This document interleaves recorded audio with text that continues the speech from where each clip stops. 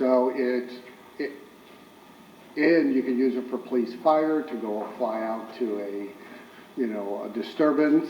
You use it for flying medical for heart transplants instead of a helicopter. You can get a drone to fly over there with packaging and Amazon and being with Aerotropolis was like a perfect fit, a perfect sandbox for this drone technology, and that I really feel strongly that it's going to just continue to grow. If you have anything to add. Yeah, right on. Mr. Perry? Is anybody, so the work that's been done already, I mean, when you talk about the highways in the sky, it's really just building the infrastructure that you're going to pass on to people that allows them to use it, right? I mean, there's nobody actively using those highways. So they are now. It just happened about 4 weeks ago. And so what the FAA was having trouble with is they control the airspace, but what they didn't control was they didn't have a way to bring authoritative data from the community and mirror it with their data from the sky. And so Airspace Link is a geographic information system tool, and so the city of Taylor offered up all of its authoritative ground-based data, where its schools were located, where its police stations, where the residents were located, and the city of Taylor then said, we don't want to fly over these areas. We think this would be a good route if you wanted to move high-value cargo. And so what it did is it allowed Airspace Link to bring both FAA data, City of Taylor data together to build safe, as George mentioned, to build safe highways in the sky for activity to move both people in the future and cargo currently. You literally charge a toll. You're delivering and you're going over the city of Taylor, there's a toll that is attached to it, so that's how you generate revenue. Yeah, and also to your point, so the state of North Dakota partnered with Airspace Link on a $13 million grant to build highways in the whole state of North Dakota. The city of Ontario, California is also an airport community, and they see this as leading the logistics distribution cluster that's currently being built in the Inland Empire. And so we're the first in Michigan to start building these highways, making sure they're safe, but also on top of that, using it as a business attraction tool to say if you are manufacturing, you should be close to where the infrastructure exists. And so hopefully that allows us to recruit manufacturing of the drone industry to Southeast Michigan because we have the infrastructure for them to use. But it's primarily thought of as a point-to-point for commercial use, right? I mean, manufacturers moving parts around from one plant to another, that kind of thing. Exactly. We're not talking about Amazon delivering boxes to homes. They couldn't stay on a certain path. I mean, at some point you'd have to do the whole city, right? So this is more commercial based, is that? Yep, that's the way we're going to start. We're going to start commercial based. Makes sense. Yep. Any other comments or questions for Chris? Chris, I had one on in your packet that you gave us on this chart. It indicates there's 4 columns on the right-hand side that says building and site submitted, and then you have Huron, Van Buren, Taylor, and Romulus. Can you add a column that tells us where these businesses were located? Mm-hmm. So, for instance, you've got these project names, and I know they're all code names, but Project Blue Harvest, where did that end up locating? If you could tell us that. So it kind of is one way to measure, I guess, out of all these opportunities, how many of them are actually locating in Aerotropolis and how many are locating somewhere else. Yeah, yep, you can. Okay. Any other comments or questions? Hearing none, we have a motion by Mr. Prey, supported by Mr. Schramm. All those in favor say aye. Aye. All opposed say no. Motion carries. Thanks, Chris. We will see you probably in a year from now, if not before.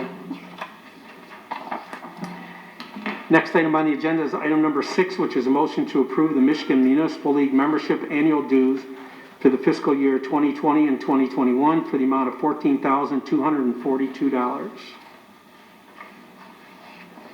So moved. Motion by Mr. Todd. Support. Support by Ms. Jarecki. discussion? Through the chair, this is brought up annually, just to let everybody know, this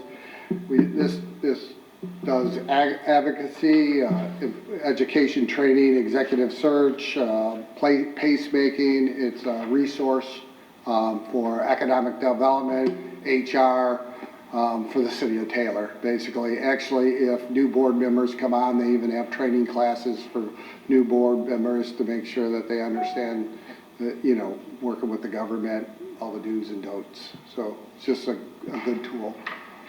Roughly how many of those a year do you have, George, where you have to do a training session for a commission? I would say greater than 12. Oh, no kidding? Huh? Very good. Any other comments or questions?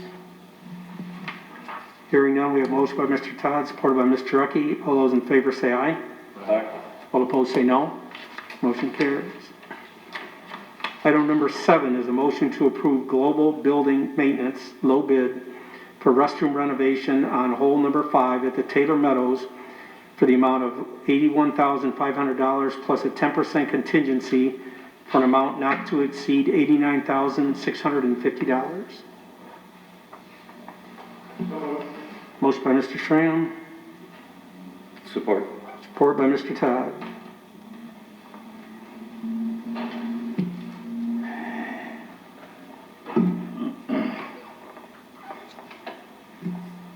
Ian, you want to give us an explanation? Absolutely. Good evening, everybody.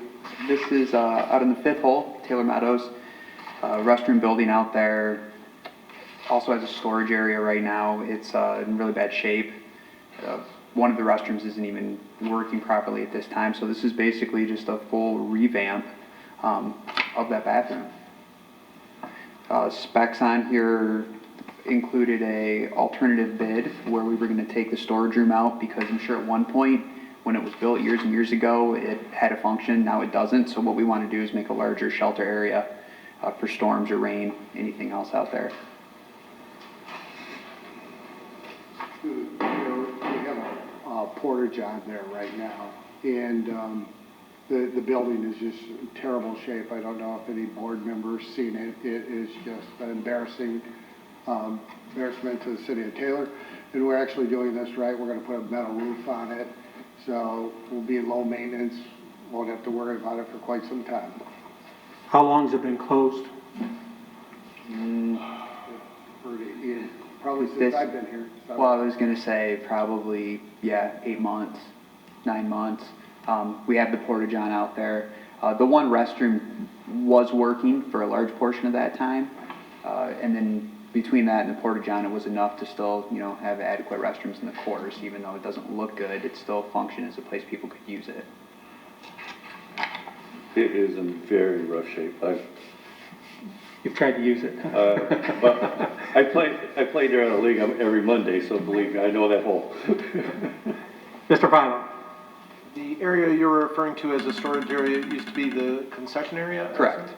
And is it going to be storage now or concession area? Neither. It's going to be, so what we're going to do is basically we're going to take that wall that does have that roll-up door on it, and we are going to push it back. It's roughly 8 feet, and then that will just be the exterior wall. So we'll go all the way up to, will be one small storage area in there. It's basically where the hot water tank is at.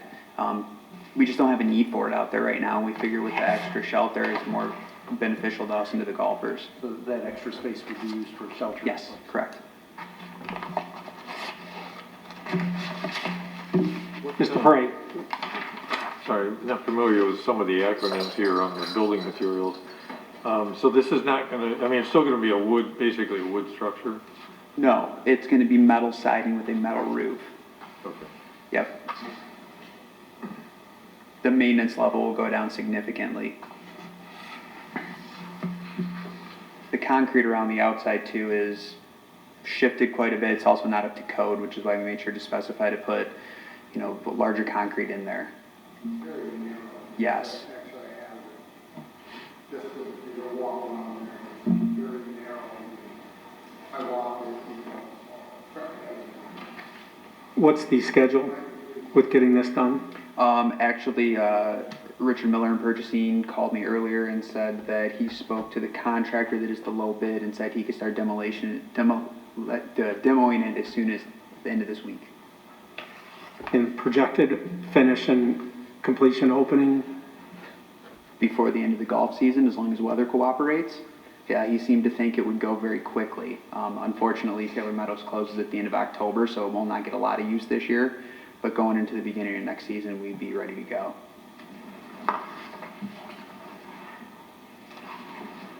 Any other comments or questions? Hearing none, we have a motion by Mr. Sham, supported by Mr. Todd. All those in favor say aye. Aye. All opposed say no. Motion carries.